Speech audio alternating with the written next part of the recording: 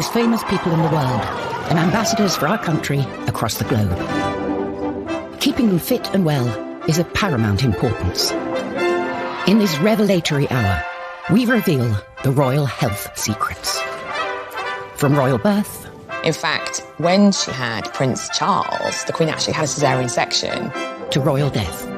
For somebody who was very glamorous, it was a very sad ending to her life.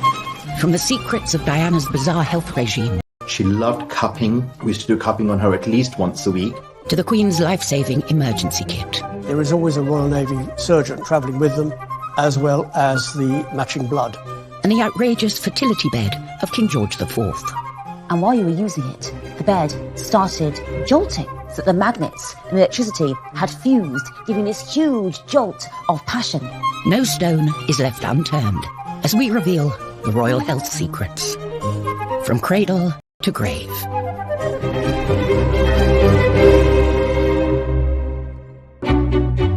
The royal family lead lives of jaw-dropping luxury and glamour in return for carrying out their duties. And there's one duty that's more important than any other. It can certainly be argued that the most important role of the royal family is to keep the royal family going. That means producing heirs and making sure that they produce heirs. The nation's rejoicing is marked by a salute of guns. Her Royal Highness is the proud and happy mother of a prince. The first stop on our tour of royal health, birth. Prince Harry dozed, behaving impeccably. We're used to royal babies born in private hospital wings and paraded in front of global press. But it was a different story. The Queen gave birth to Prince Charles in 1948.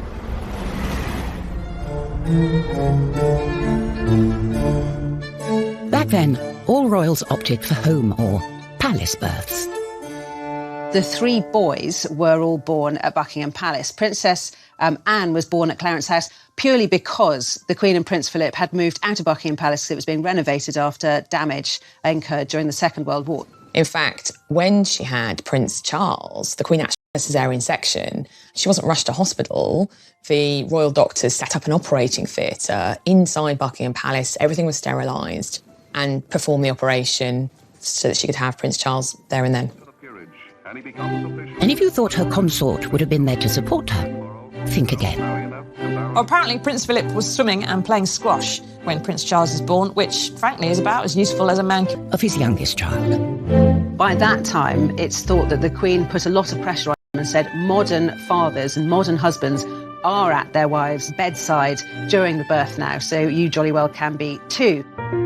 The head obstetrician was Sir John Peel, Ingrid Seawood's godfather. Only one secret about the delivery ever escaped his lips. They converted the ballroom in Buckingham Palace into an operating theatre. Normally it's a guest suite for visiting heads of state. And it was all going a bit slowly and the faces were very long. And Prince Philip walked in.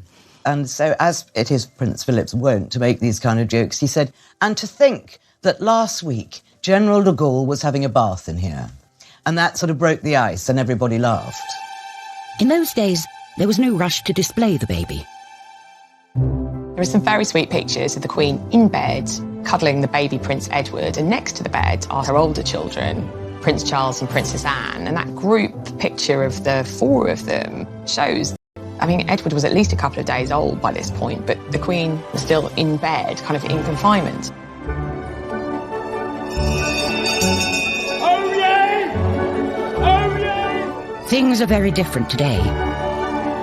Now, instead of presenting a baby to dignitaries, the royal couple shows him or her off to the general public just hours after birth.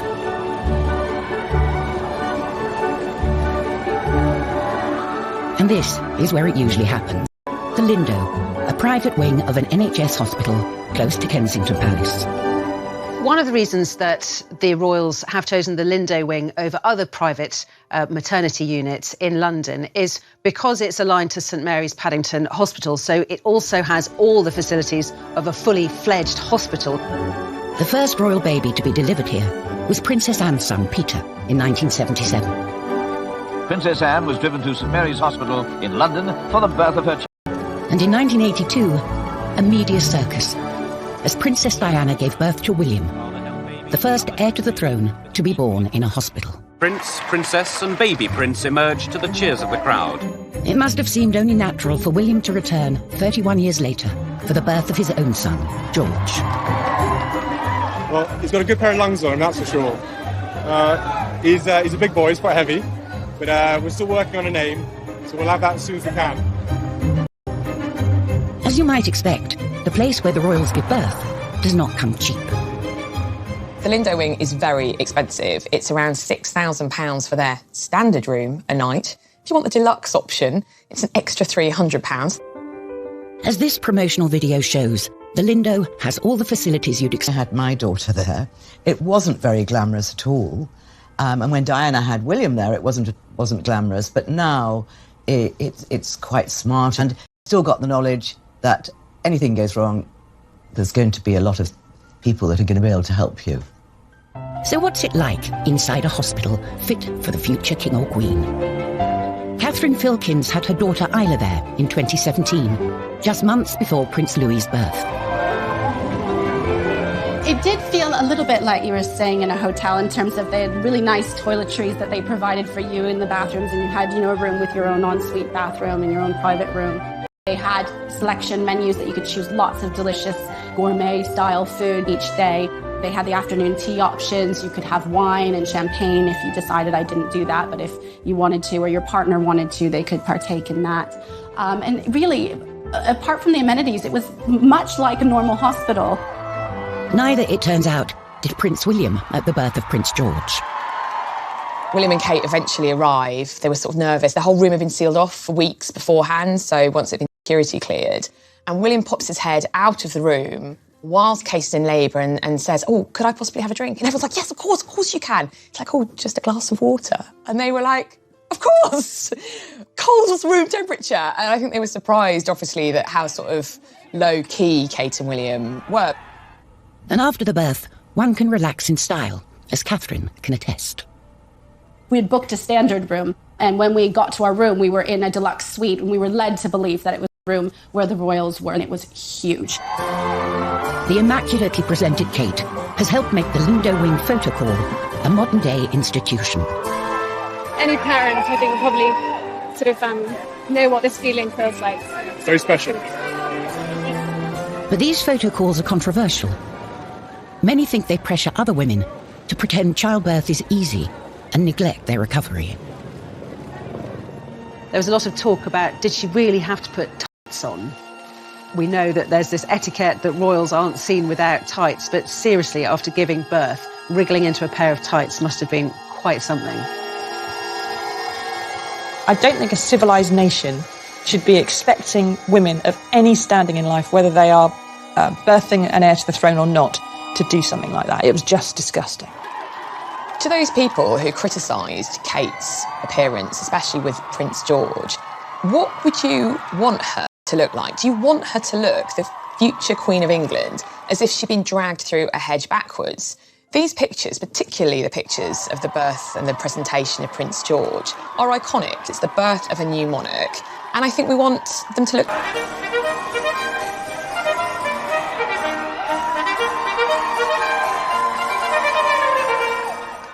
Coming up, the secrets of George IV's outrageous fertility bed. The bed started jolting so that the magnets and electricity had fused, giving this huge jolt of passion. And how the Queen's health is protected wherever she goes. There is always a Royal Navy surgeon travelling with them, as well as the matching blood.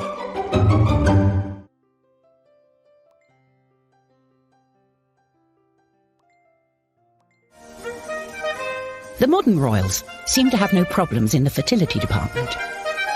However, back in 1779, King George IV sought some help from an upmarket fertility aid, the celestial bed. In 1781, James Graham, a sex doctor, a quack, a health doctor, he opened the Temple of Hymen in the Strand, and he sold time on the celestial electrical throne, he sold electrical pills, electrical cream, and he also sold a night on the celestial electrical bed for the huge sum of £50. That's over £4,300 in today's money to enhance your reproductive health. You got on the bed, and these servants were dancing around it, playing on their harps, glamour girls. And while you were using it, the bed started jolting so that the magnets and electricity had fused, giving this huge jolt of passion. Now, this was supposed to be for fertility and to create a child. I'm afraid to say that lots of people used it just to have fun, including the future George IV, the Prince of Wales, who apparently went on there with his mistresses for a wild time. From fertility to vitality. Far from the quack doctors behind George's celestial bed, the modern royals have constant medical attention of the highest quality, and doctors at their beck and call. The medical care that the Queen receives is different from ours. She has the best doctors in the land, and she doesn't just have one doctor. There'll be three who to consider her problems and come to an agreement about how best to treat it, whatever it might be. The royal doctors accompany the Queen wherever she goes. When the Queen travels, there is always a Royal Navy surgeon travelling with them, a defibrillator, as well as the matching blood. With some of the places they go to, there's never any guarantee that there is going to be the right blood, and they prefer to carry their own. But the Queen's constitution isn't just down to her doctors. Her active and outdoorsy lifestyle has played a part. Isn't the Queen amazing? 93, still incredibly as fit as a fiddle, and on her feet for hours. A fiery stallion. She rides these fell ponies who are very broad and very comfortable, a little bit armchair, because she injured her knee, and of course she says she's a fair weather rider now, but you can't blame her for that. Many of us without the Queen's willpower need a little help to get fit. That's where personal trainer Nadia Fairweather comes in. In 2009, Princess Beatrice called in Nadia to take a 360-degree look at her diet and exercise. Beatrice came to me because she had some unfortunate photos taken of her on the beach when she was a teenager, and they were quite unflattering, and they made her feel really badly about herself. I think the pressure on the princess is really hard because they're in the public eye all of the time. You can never have an off day. The royal can face different barriers to staying fit than we do. Firstly, there's those huge banquets that Beatrice would have to attend. Our little trick was that she would eat before she left, so she had a full stomach before she arrived so that she wasn't eating everything on offer when she got there. Then there's the paparazzi and the public. Beatrice and I used to train really early in the morning to avoid people recognize her, and they would often interrupt our session. They'd get right in her face, not even ask, they'd just take a photograph of her. Someone who doesn't need help to motivate herself is the Duchess of Sussex. With Meghan, the royal family has gained a real fitness fanatic. We all know that Meghan, the Duchess of Sussex, is a yoga aficionado. Her mother is a yoga instructor, so she's been doing it all her life, and we know has even introduced Harry to the delights of yoga and has been getting him to do an early morning yoga session. She likes doing it in the dark with hip-hop blaring, maybe a few candles. Meanwhile, Meghan's husband, Prince Harry, is a member of the swanky Kicks gym in Chelsea. Kicks Gym, KX Chelsea, is so exclusive. It's £600 a month. Yes, it does have gym equipment in there, but it also has, a restaurant, it has a spa. Prince Philip, on the other hand, has followed a more no-thrills approach. When he was first married to Princess Elizabeth, he used to put on sweaters and run around the garden until he got a real sweater. The Queen thought he was mad. His tailor says that he's never actually had to take out any of his clothes. He still fits into all the uniforms he's had his entire life, which for a man pushing 100 is extremely impressive. The answer for everyone should be keep fit and stay alive. The secret to Philip's success is the 5 Basic Exercises programme, or 5BX, an 11-minute routine developed for the Royal Canadian Air Force. The advantage of the 5BX is that you don't need any equipment. It doesn't take up a lot of space or a lot of time. All the major muscles in the body have been used, so you see that it is balanced. For some royals, keeping fit and healthy isn't enough. They like to take matters into their own hands, using alternative therapies to treat themselves. The royal family for many, many generations have been fascinated by homeopathy, by alternative therapies, by the occult. Prince Charles is a passionate advocate of homeopathy, and in 2019, controversially, became patron of the Faculty of Homeopathy. He's absolutely devoted to it, and it's one of the weaknesses that people see in his critical thinking. Homeopathy is based on the principle that a substance that causes a symptom can also cure that symptom. Britain's most senior doctor, Dame Sally Davis, said she was perpetually surprised homeopathy was provided on the NHS and branded it as rubbish. In 2017, NHS England stated that no GP or prescriber should be providing it at all. However, the British Homeopathic Association maintains that a growing body of published research in good quality peer-reviewed journals shows that homeopathy has a positive effect.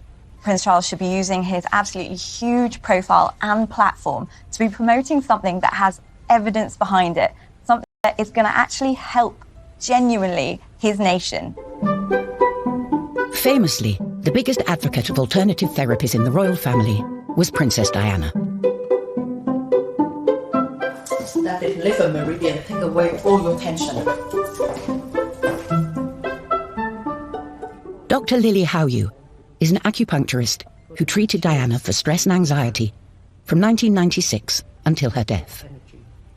She come 1 week, at least about 6 months, and after that, even after 1 month, and she kept telling me, she said, Dr. Lily, I never feel as good as now physically.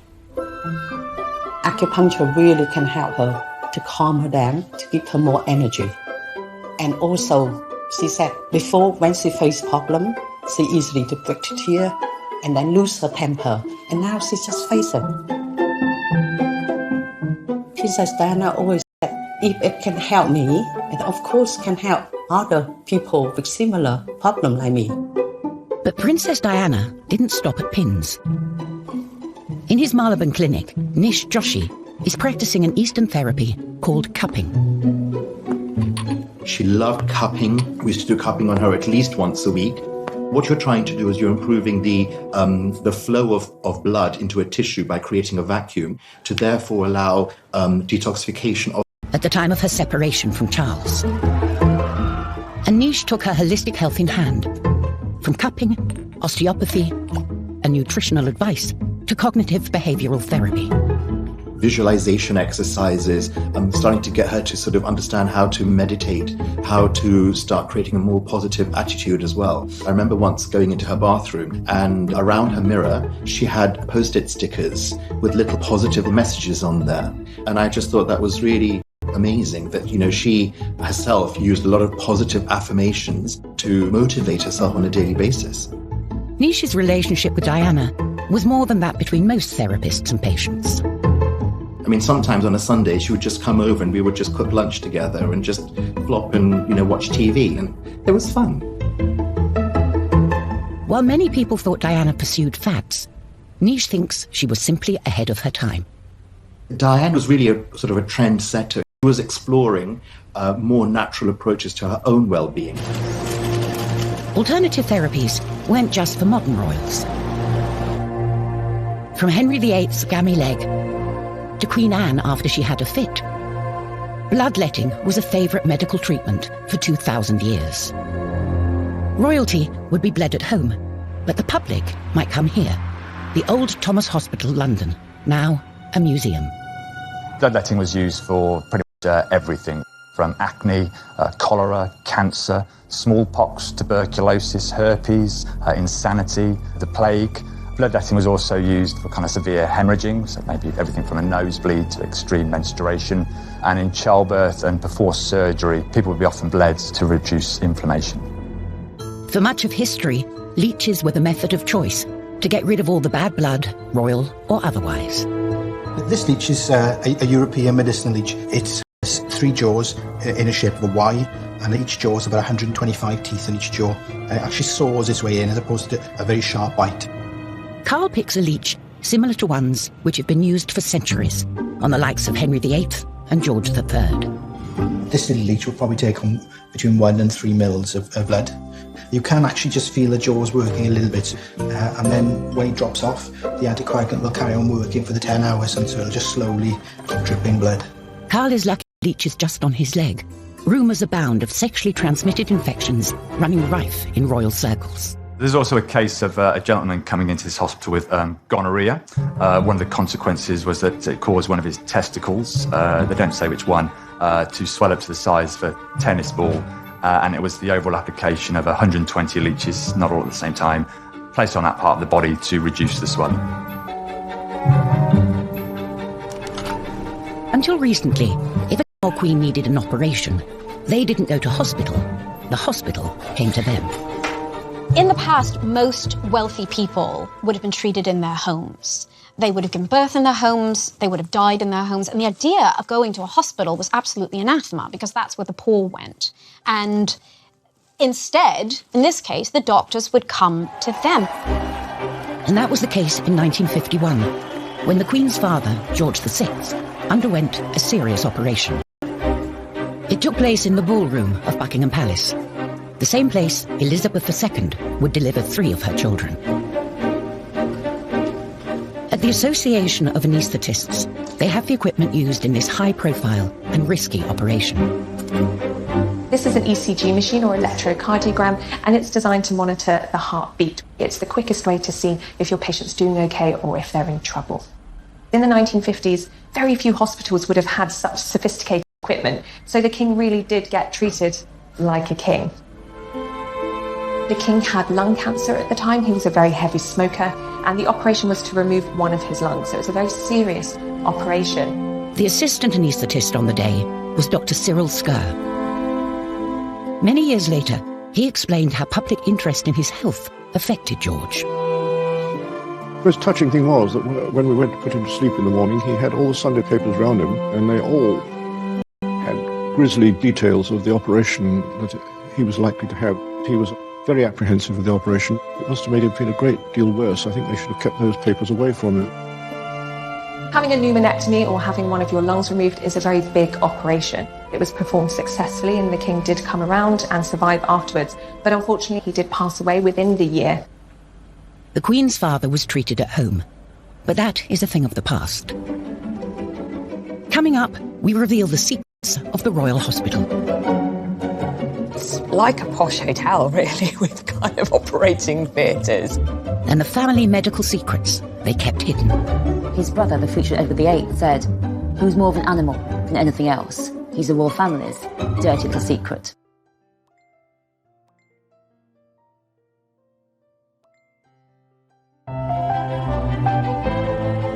For many centuries, the health of the monarch was seen to reflect the health of the nation. If you think about when the king or queen was the head of this country in all ways, constitutionally, if there was even a rumour or a suggestion that they were unfit to reign, it had huge ramifications for the security of the country. Even today, if you're a royal and you catch a sniffle, expect everyone to be talking about it. Their bodies aren't really their own. Any kind of minor health ailment, let alone a major health ailment, particularly when it comes to the monarch, our present-day queen, is not just over, but kind of we worry about as a nation. It's a massive story. So it's important that our Royal Highnesses get the best care. And instead of the palace, nowadays, royal health gets dealt with here. The exclusive King Edward VII Hospital. It has 56 beds. I think it has something like 4 members of staff to 1 patient. So it's very small hospitals, but it's like a posh hotel, really, with kind of operating theatres. For Margaret Tyler, it's a place of pilgrimage. I decided one day I wanted to come down and see the hospital here. It wasn't actually really like a normal hospital. The rooms were lovely, sort of panelled and that sort of thing. It just felt like a normal large house. Charming, I would say the word is charming. One frequent patient was the Queen Mother, who, despite living to the grand age of 101, was plagued at the end of her life with multiple broken bones. They might be the royal family, but they cannot stop time. They are going to get old, and with age, even though they're so cosseted and so well looked after, they are still going to be afflicted by things that happen when we're old, falls, stumbles. She had 2 hip operations, both done at the King Edward VII, both done by the same person that did Prince Philip's hip operation and Andy Murray's hip operation. Her daughter, the Queen, has better luck with her health, but isn't immune to all illness. In 2013, the Queen had her first hospital stay in a decade, when, at the age of 86, she was struck down with gastroenteritis. Gastroenteritis is mainly vomiting and diarrhea. You can also get other symptoms like stomach cramps, fevers, muscle aches, loss of appetite. For most people, it goes away in a few days without any treatment, but in the elderly, it can be severe and it can be bad enough to get them hospitalised. When the Queen was hospitalised in 2013, it did cause a big shock because she's so famous for being in good health and not giving in to anything, and certainly not cancelling any trips. She had to cancel not only some domestic trips, but a trip to Rome and Italy as well. That the Queen is so rarely ill and that she recovers so quickly, to me, is testament to her baseline health. It's so impressive that she just bounces back as well as she does.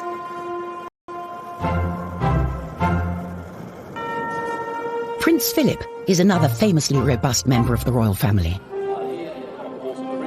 But by the time he reached his 90s, even his health was beginning to fail. For about 4 hours in good old English drizzle in the middle of the River Thames, he was taken to hospital with a bladder infection. And it was widely believed that this is because he had spent 4 hours tying a knot in it and holding it in. It's not good for anybody, but especially not when you're 90. And while getting sick isn't often a matter of choice, dangerous hobbies sure are. The royal family's love of horse riding is well known, but it can come at a cost, as Princess Anne found in 1976. The first many people knew about the accident was when Captain Mark Phillips galloped off to his wife's side. The princess, unconscious, was covered over with blankets as officials anxiously summoned an ambulance. Princess Anne was taken to hospital, but got lucky escaping major injury. Later learnt that Princess Anne had cracked a vertebra. But her daughter, Zara Phillips, has not been so fortunate. She was also knocked unconscious after a fall in 2004 and broke her collarbone in 2008. Every year, unfortunately, people do die and have serious injuries as a result of horse riding, including paralysis. There are so many other sports that are much safer. Royals might as well be bungee jumping for all the safety procedures and that they follow and the risks that they run. Bungee jumping in a car park above concrete with a really rubbish elastic band. To correct her spine, Princess Eugenie underwent major back surgery. In 2018, she decided to break royal protocol with her wedding dress to send a dramatic message. When Princess Eugenie got married, it was one of those moments where the royal family, the younger royals in particular, actually did a wonderful good thing for everybody else. She decided that one of the main features of her wedding dress should be quite low back, and she wouldn't wear a veil. It was a major break from tradition, but meant everyone could see a long scar on her back from her childhood operation. Scoliosis is when you get a curvature and a twist to the spine. It can be severe and does need surgery and physiotherapy. In Princess Eugenie's case, she had 2 metal rods, one either side of her spine, put in and fixed in place with screws.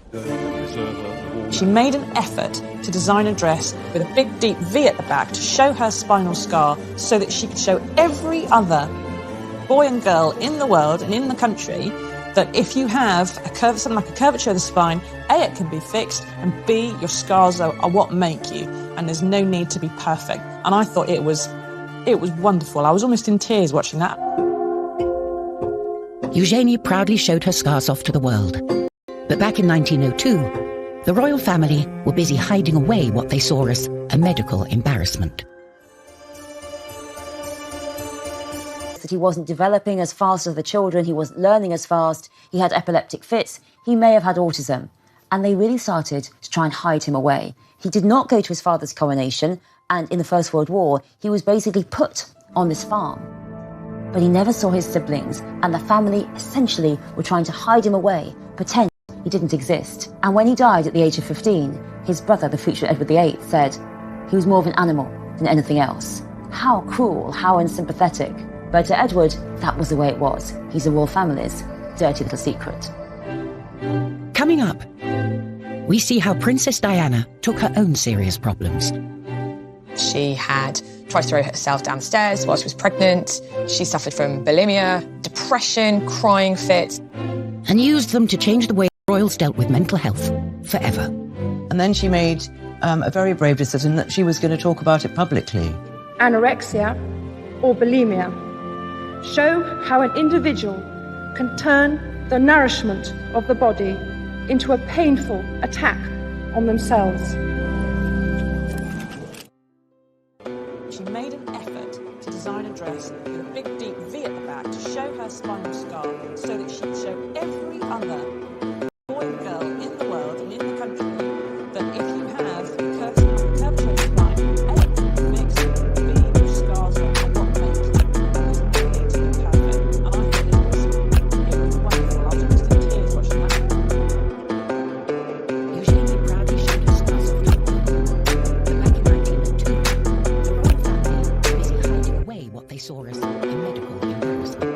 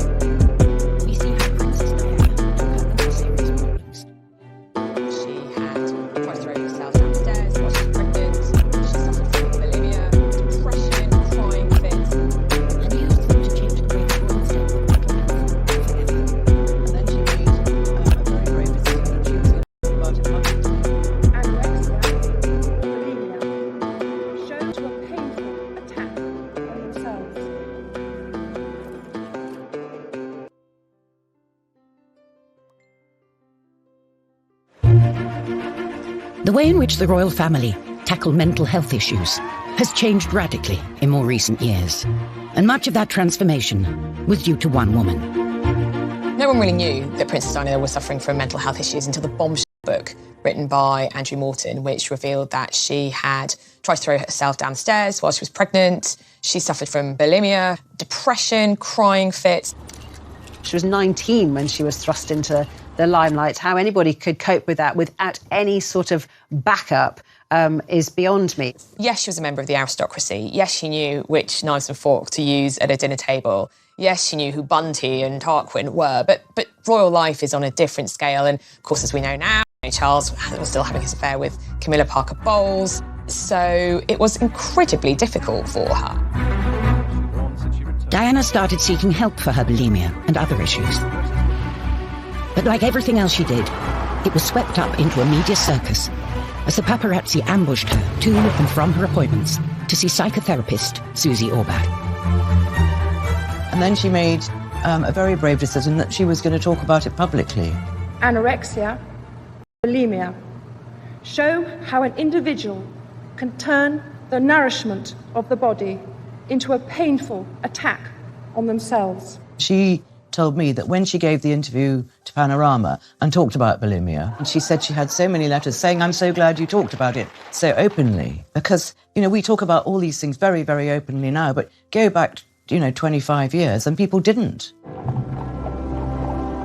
Unsurprisingly, Princess Diana's untimely death in 1997 had a major impact on the mental well-being of her children. I think Prince William and Prince Harry suffering mental stress and mental anguish really came as a result of her death. Harry was 12, William was 15. All around them, people were weeping and wailing while they were maintaining the royal family mantra, "You do not show private grief on a public sleeve." They were talking to people, they were shaking hands, they were smiling, they were looking at the inscriptions on the floor of tributes. They were probably burning up inside, screaming inside. What happened on the 20th anniversary of Diana's death is that William and Harry started to talk about it. All I can hear is her laugh in my head. And that sort of crazy laugh of where there was just pure happiness shown on her face. They started to say how affected they'd been and how gut-wrenchingly awful it was, and how someone, in his late 20s, he kind of tried to bottle it all up, and suddenly he realised, I've got to get help. In 2016, the princes set up a mental health charity, Heads Together, and revealed their secret torment. Too many people stayed quiet about their mental health challenges. And we saw that this fear of even talking about a problem often meant that issues could quickly escalate out of hand. Whenever a high-profile person comes out to speak about their own mental health illnesses and problems, it does a lot for mental health because it encourages other people to do the same.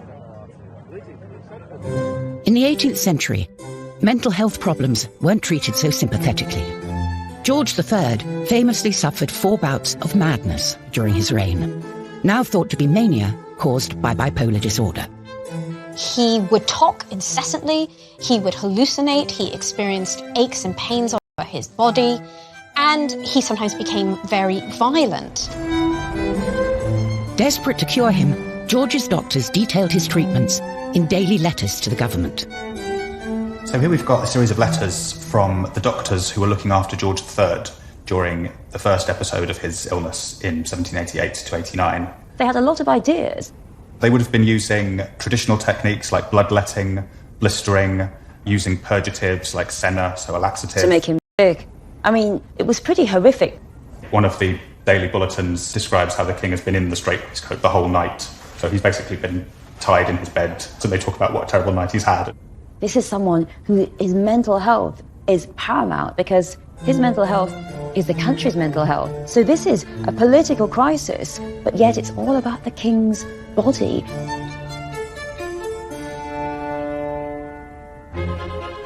Another long-lived monarch who probably suffered from mental health issues was Queen Victoria. It's highly likely that Victoria was clinically depressed after the death of Albert. She completely retreated from all of her public engagements. She dressed in black for the rest of her life. She also started to eat excessively. And again, this is one of the reasons why she soon became too ashamed to go into public, because she had put on an enormous amount of weight. Overindulgence wasn't only Victoria's problem, as her uncle also suffered for his appetite. George IV was a man of decadent tastes, and definitely didn't have an exercise regime. Historian Kate Williams has come to his pleasure palace, the Brighton Pavilion, to find the evidence. So, Martin, what have we got here? So these are... His breeches, 3 years before he died. I mean, these are absolutely huge. What size are these? So these are 54 inches around the waist. I mean, the average man now is probably...